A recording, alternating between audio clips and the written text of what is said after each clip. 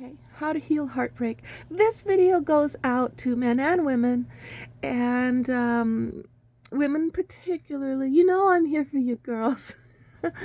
All right, so the first thing is we have this terrible ache, right? And the ache comes from the fact that we loved this person so much. We really, really loved them, and what we felt from them was so beautiful, was so ecstatic, that we don't understand. How did it end so abruptly? How did it turn on its head to something toxic when we knew it was full of joy and deliciousness? And so the feeling is, I can't trust myself. I can't trust them. I can't trust anybody. Nobody's real. You know, if something so beautiful could become so horrible, well, then I can't ever love again because I can't trust love. And okay, so here's the thing. First thing to understand. There are levels of love.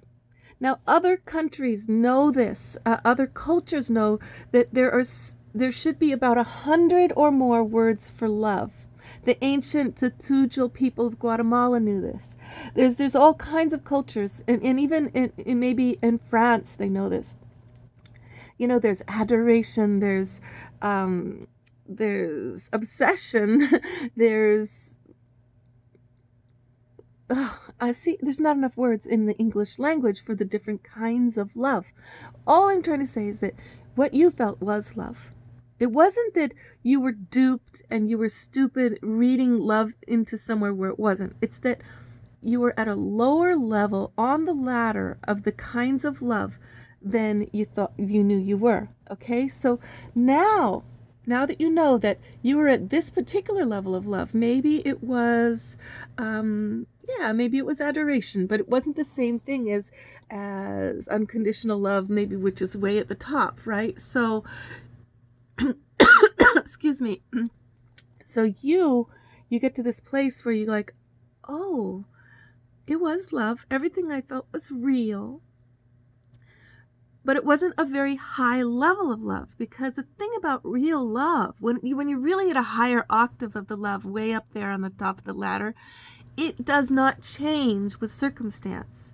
Say you get to a place where you realize your lives, your goals are not compatible, or you do have to go your own ways. If you really loved each other, it's still good, it's still kind, it's still wonderful to talk with them, because the love underneath is there. It was real love. It was joy within the pain. It never goes away, and yet it's able to change with life's circumstance and accept them unconditionally. Your partner now has to be in another country, is married to somebody else, and you just love them and you're happy for them because your love was at this higher octave. But the thing is, if your love is at the higher octave, it's very unlikely you are going to leave each other, because you can work it out at that level. You can work out anything. You can compromise and be creative, usually, unless life circumstances are too harsh. So that's the first thing, okay? Realize it was love. It was just a lower level on the ladder, and you're going for the next rung of the ladder now, okay? You can trust yourself. It was love. Okay, number 2. So now the people will often say, they'll be like, oh my gosh, Eve, I don't want to ever love again. I mean, it's just so painful. If I have to go through that kind of pain, that kind of suffering, that kind of shock, you know, I'd rather not do it. Okay, but there's this problem with that, right? First of all, there's the assumption that people will go like, something wrong with me. So how could it have been so bad so suddenly, and how can I be in such a terrible situation now, so alone, and they'll blame themselves for how painful it was. Like, it should have been better. I should have chose differently. Life should have been I'm laughing because it's absurd, like, because life is suffering. I know I'm not supposed to say that. I'm supposed to be the positive one. I am positive about this, seriously. Life is suffering, like, it keeps going, it never stops. Yes, it does stop. It does change when you accept that life is suffering. When you accept that there's always going to be pain. It's always going to get weird and difficult and strange and in a whole new way. What's interesting is that then the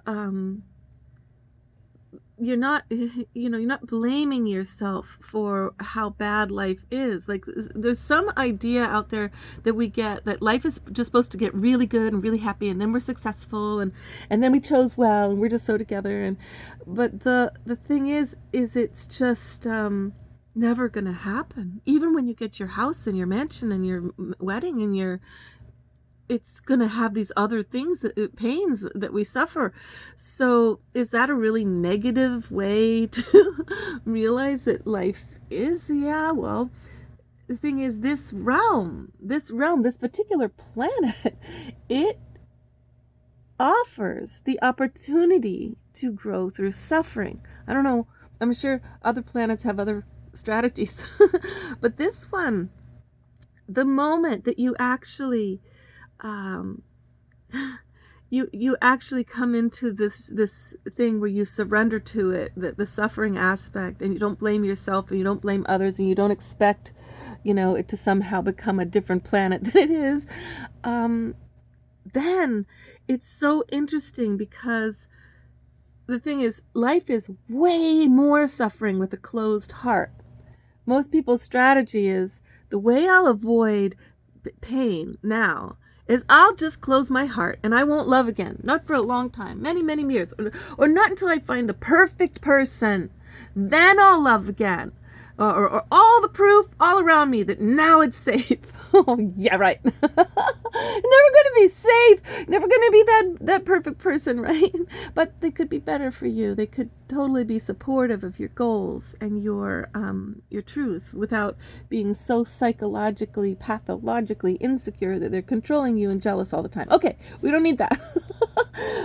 But life is more painful with a closed heart than with an open heart. And people get that wrong. They're like, if I close my heart, I'll be safer. But no, now you're cut off from everything that soothes the pain. Because love is the only thing that turns pain to pleasure, that turns fear to awe, that turns despair to joy, and pain to ecstasy. It's love. So we need to love in order to deal with the suffering of this planet, of this world. And that's the joy, that's the incredible lesson here, is that, wow, I can experience joy within pain. I can actually access pure love even when I'm around evil, like Marshall Rosenberg, who was in the death camps of Auschwitz and realized when he watched the sunset, he could still feel awe and joy, and that no matter how much they tortured his body, no one could control the freedom within him to love his companions and his body and his spiritual awakening that was happening, right?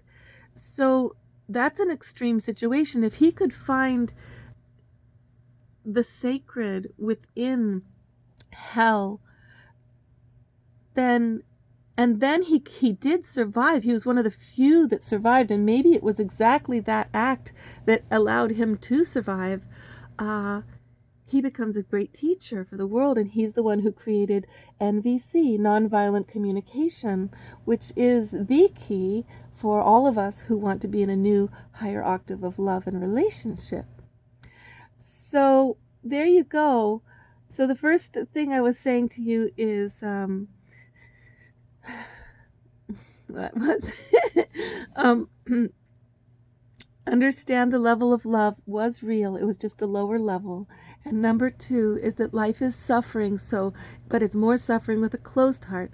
And number 3, 3 is so so cool. 3 is go get velvet clothing. Start wearing velvet, okay? This has been my thing. My strategy is so fun. You go to like this, there's a website called Shein, and it's all sexy velvet, and it's form fits to your body. It's all different sizes, big, small, long, tall, and it's tiny. Oh my God, but it's the silk velvet, right? And when you touch yourself, when you see yourself, you remember, I am a goddess. I am delicious. I love myself with or without a guy. I am sensually alive. You pet yourself. You get like velvet pants and velvet dresses and velvet shirts and silk velvet. Not the stiff old-fashioned kind, but the new kind that's like, it's practically silk and it's stretchy and it's like fur. It's like you're a cat and you've got your silky fur on. Yeah, wear velvet, okay? Wear velvet. I'm waiting for my velvet to come. I'd be wearing it today. I ordered like 25 pieces of velvet clothing. Shein's so cool because they trick you all the time.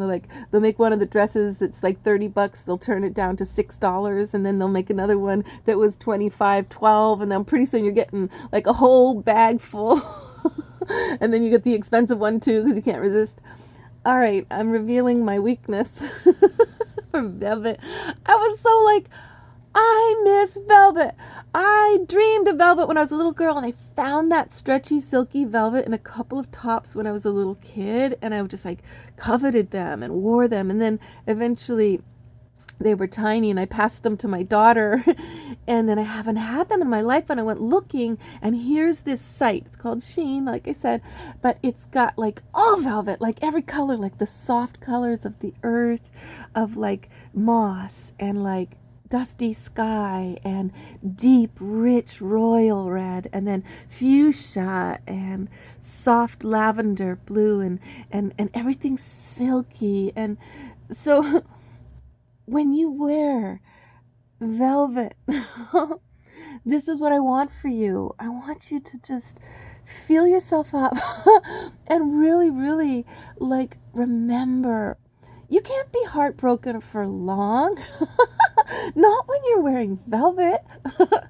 Because you're reminding yourself that I am a goddess. I am good. I'm delicious. It wasn't me that was unlovable. It was that fool. Or, it wasn't that I was stupid. It was that I'm on an adventure for higher and higher octaves of self-love and loving the other.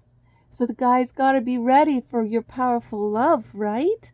He's got to be ready. So we're looking now for the men who love themselves enough to love you. Okay. Happy holidays. Happy time of the solstice and the sacred tree of life, goddess. The time of Eve and the tree and the snake and the apple, the red little, what are those red balls all over the tree? Those are the apples. All right. And the time of the divine masculine, of the sacred spirit of Jesus, and the time of the divine mother, the goddess, oh my gosh, Guadalupe, and the time, I don't know Judaism much, but isn't Hanukkah coming around the corner here too? The time of the lights returning and the signs of the miracles through the darkness that we travail. So within this darkness, within this time of heartbreak, we return to the love that exists, this joy that exists, this bliss that exists, this ecstasy that exists despite how bad it is. All of that divine feminine, divine masculine union within us is happening. We're ascending. We're in an ascension right now on the planet. So get ready, honey. Get ready with your velvets on for this new level of being celebrated as you celebrate you, and you celebrate a man celebrating himself. Now, there's something that's possible that is so, so, so divine. Your way is your way. Your freedom is your freedom. Your truth is your truth. So I'm just so grateful that you are actually so brave.